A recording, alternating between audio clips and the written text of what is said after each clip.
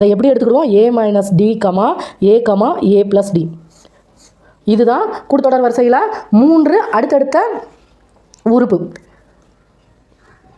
ஞாபகம் வச்சுக்கோங்க. இதே இது 4 உறுப்புன்னு சொன்னாங்கன்னா a minus 3d comma A minus D comma A plus D மற்றும் ஏ ப்ளஸ் 3d. இதே இது 3 உறுப்புனா a minus D comma A plus D.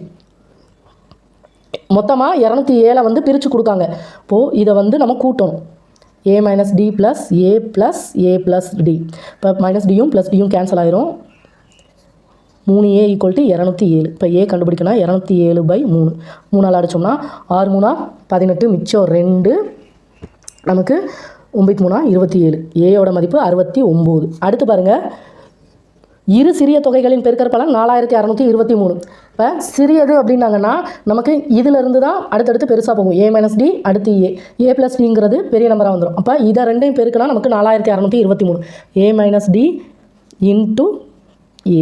இப்போ ஏயும் பெருக்கினா ஏ ஸ்கொயர், ஏயும் மைனஸ் டியும் பெருக்கினா மைனஸ் ஏடி = 4623. நமக்கு ஏ வந்து 69.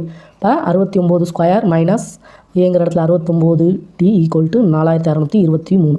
இப்போ 69 × 69 99 89 81, மிச்சம் 8, 9 54, 54 8 60 62. அடுத்து 9 54, மிச்சம் 5, 6 36, 36 5 நமக்கு 41. 1 6 7 4.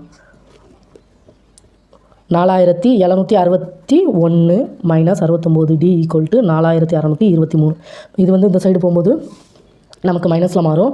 Minus 69 D = 4623 minus 4761. இப்போ கழிக்கணும். 4623 8 3 1. Minus 69 D = minus 138. இப்போது டி தான் கண்டுபிடிக்கணும். இப்போ மைனஸ் 69 வந்து பெருக்கல்ல இருக்க மைனஸ் 69 ஈக்குவல் டு கங்கிட்டு போகும்போது வகுத்தல்ல மாறும். Minus 138 minus 69 minus minus cancel ஆயிரும்.